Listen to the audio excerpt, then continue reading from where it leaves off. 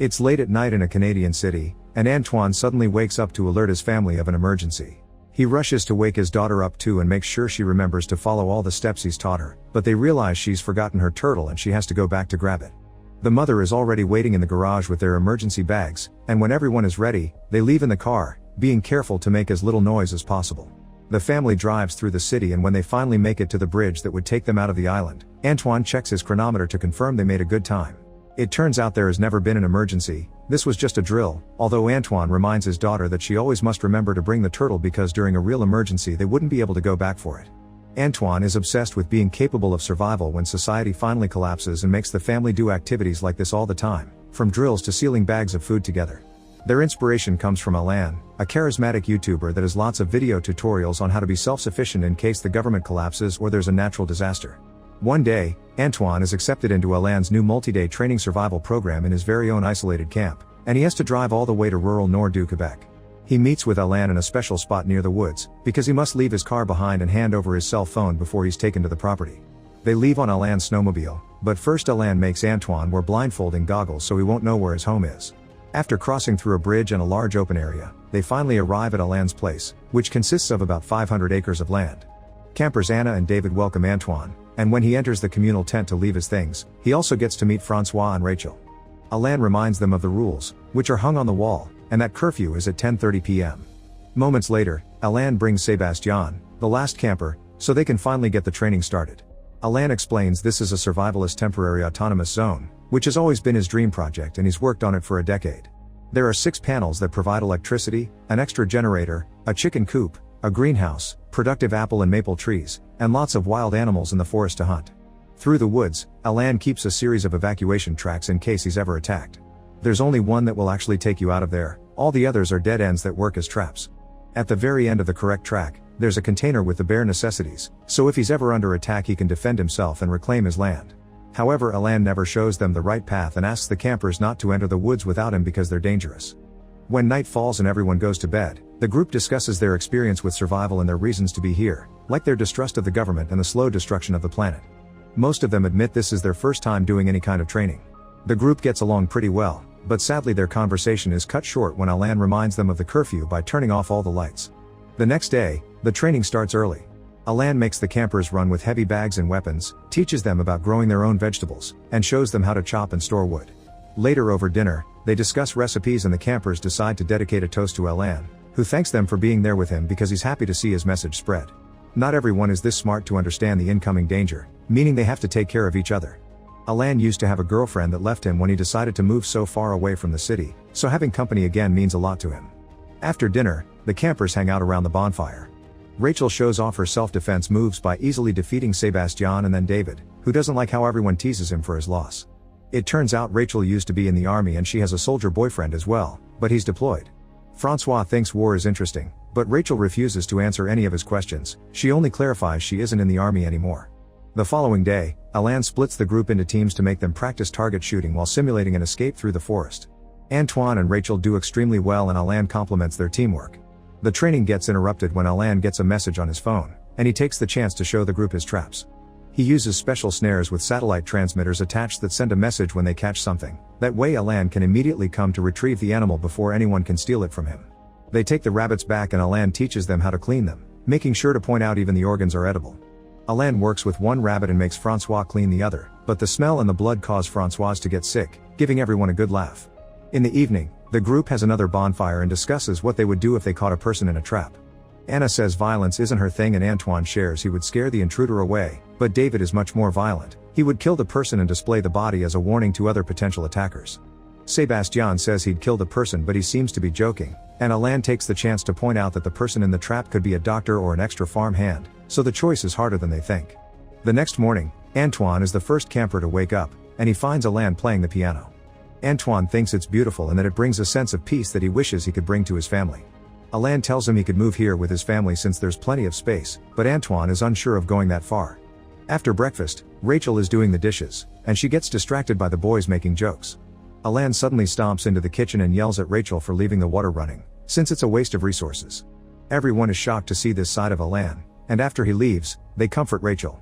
Later, Alain teaches the group how to make bombs and mines, since he thinks they should be able to defend themselves from mobs as well. After testing all the bombs successfully, Alain takes Sebastian to start working on dinner and the rest of the group must put away the gear. Francois is the first one to grab a crate with bombs, but as soon as he takes a few steps, the box explodes and kills him. Rachel tries to do CPR to no avail, and Anna goes looking for Alain. Antoine panics at the sight of death, but David stares as if he was fascinated.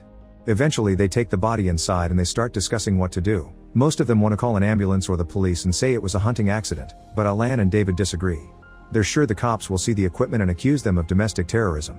The argument escalates and soon everyone is yelling at each other, so Alain decides to cut it short and remind everyone this is exactly the kind of emergency they're supposed to be training for. Emotions are running high, so they should go to sleep and discuss things in the morning when everyone has calmed down. When they return to their tent, Antoine, Rachel, Sebastian, and Anna discuss their options, including trying to find a way to get their phones back, while David listens to them from his bed. Suddenly Anna hears a noise and everyone goes outside to check, although David makes sure to grab his gun first. It turns out Alain sent everyone to bed so he could take care of the body on his own, and now he's burning it in the bonfire. Anna is aghast and tries to push Alain as she insults him, causing Alain to punch her to get her off him. This is the last straw, thus Antoine, Rachel, Sebastian, and Anna return to the tent to pack their things in order to leave. David stays loyal to Alain and has his back while Alain tries to convince everyone to stay. The group doesn't care about his excuses and tries to leave anyway, prompting David to take out his gun and tell Alain the others were making plans against him earlier. Rachel points out that direct shooting won't be an accident anymore and David puts down his gun, allowing them to leave. The group gets out of the tent and David follows them just to yell at them for ruining everything.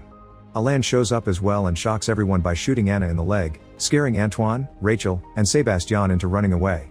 David wants to follow them, but Alain asks him to help him move Anna into the house. Anna can't stop yelling in pain, but Alain ignores her and ties her to the table before tourniqueting her wound. Meanwhile in the forest, the trio keeps on running in the dark and they don't see Alain's snares, so Sebastian accidentally falls into one and dies. This sends a message to Alain, revealing their location. Now he and David can go looking for them. Rachel also realizes this and drags Antoine off the trail, which slows down their escape.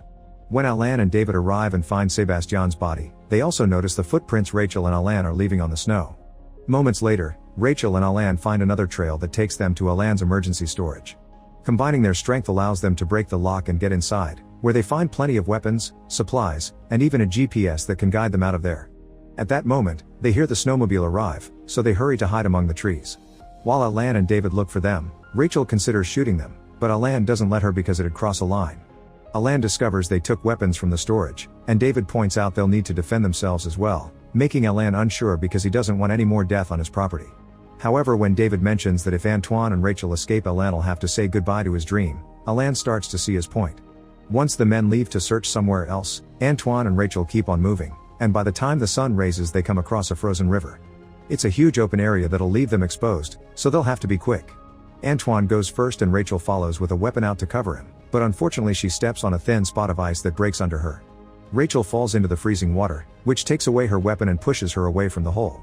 Desperate, Antoine begins pushing away the snow to follow her shadow and uses a knife to hit the ice until he manages to open a new hole through which he rescues Rachel. She may have only spent a few minutes underwater, but she's still about to freeze, so Antoine immediately puts her inside a sleeping bag and rubs her muscles to help her get warm. This doesn't seem to be enough, and Antoine ends up getting in the sleeping bag too in order to share body warmth. When Rachel begins feeling better, she thanks Antoine and admits she's impressed by his lack of hesitation when he had to save her. During the war, she hesitated once and lots of people died, that's why she quit. After having a snack, the duo keeps on moving, and using the GPS they manage to find the area where they left their cars. They get in Antoine's car, but when he tries to start it, they can't move, all the tires have been slashed. Antoine opens the door to check on the problem and immediately gets shot. It turns out David has been hiding here all along waiting for them. He continues to shoot at the car, trying to get Rachel, but she hides and uses a broken mirror to find David's location. Then Rachel sneaks out of the car and fires back at David, who eventually moves a little too much and gives Rachel an opening to shoot him in the leg. A furious Rachel jumps on him and begins hitting him with her gun until David's dead. Afterward, Rachel sheds some tears for Antoine before grabbing his bag with supplies plus David's weapon. By the time Alain makes it to the parking area, Rachel is already gone. Moments later, Rachel makes it back to Alain's house and is devastated to discover Anna's died from her wounds. Desperate for revenge, Rachel starts a fire in the greenhouse to let the smoke tell Alain where she is. When the guy arrives, Rachel opens fire from her spot in the window, and Alain immediately begins shooting back. After exchanging a few shots, Alain decides to throw a smoke grenade to create a thick fog that allows him to enter the house without Rachel landing a hit on him. Inside, Alan makes his way upstairs as he calls for Rachel, asking her for a truce. When he approaches the room she is in, Rachel hits him with the door, then a fierce hand-to-hand fight ensues. Alan pushes Rachel downstairs and takes out a knife, but using precise strikes, Rachel manages to disarm him.